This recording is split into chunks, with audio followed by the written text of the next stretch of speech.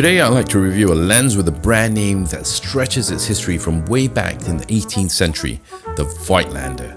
Voigtländer was founded by Johann Christoph Voigtländer. No, not that Christoph. That's more like it. It was founded by Johann Christoph Voigtländer in 1756 in Austria, and at the time they produced mathematical instruments, precision mechanical products, optical instruments, including optical measuring instruments and opera glasses. It was only when Christoph Voigtländer's grandson Peter Voigtländer was at the helm of the company that they began to produce the very first ever photographic cameras in history in 1840, and as they say, the rest is pretty much history. So knowing that the brand has such history and heritage, of course I was definitely more than excited to try them out. The lens that I chose to review today is the 40mm f2 SL ULTRON pancake lens made for the Canon EF mount. So firstly, let's talk about the lens overall construction. This lens is really quite small and compact in size. It weighs just under 300 grams, and in fact it's even smaller in size than the Nifty 50, which is already quite small and compact to begin with. It's constructed entirely out of metal with the exception of the lens cap. The thing that sets this lens apart from many manual focus lenses is the fact that this lens does have electronic contacts with the CPU, so all the EXIF data is kept. I found that being able to record all the shoot settings on this lens was simply a breath of fresh air because all my manual lenses that I have don't have this capability. I think it's always nice to know at times what the exact settings were when you were actually shooting the subject, so it's one of those things that I did like about this lens. Also, having electronic contacts with a CPU at the rear of the lens meant that my EOS R was able to turn on its digital image stabilization while shooting videos with this lens, and I found that so useful because whenever I use my manual lenses on my EOS R, I am just not able to use the digital image stabilization because it just doesn't detect the lens at all. In terms of focusing, I found the focus ring to be very smooth and easy to focus with.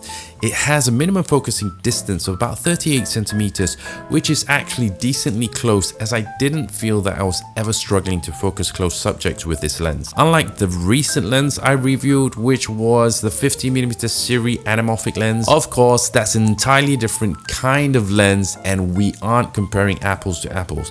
But if you'd like to watch that review, you can click on the right hand side and go and watch it. Also, with this Voigtländer lens, it has hard focus stops, which is really useful, especially when you want to know where the beginning and the ending of their focusing is. Okay, so what's the image quality really like with this tiny pancake lens? Well, the first few images that I snapped with it blew my mind away because it is really exceptionally sharp, especially for its price range. I was actually expecting the lens to be more like a Helios sort of lens in terms of image quality and with all those swirly bokehs, but boy was I definitely wrong. Small details are rendered quite well, and for its price tag I think it is quite a bargain for this kind of sharpness that you get from this lens. However, I can't say that chromatic aberrations are non-existent in this lens. Like many other large aperture lenses, it's more a question of how much chromatic aberration is visible.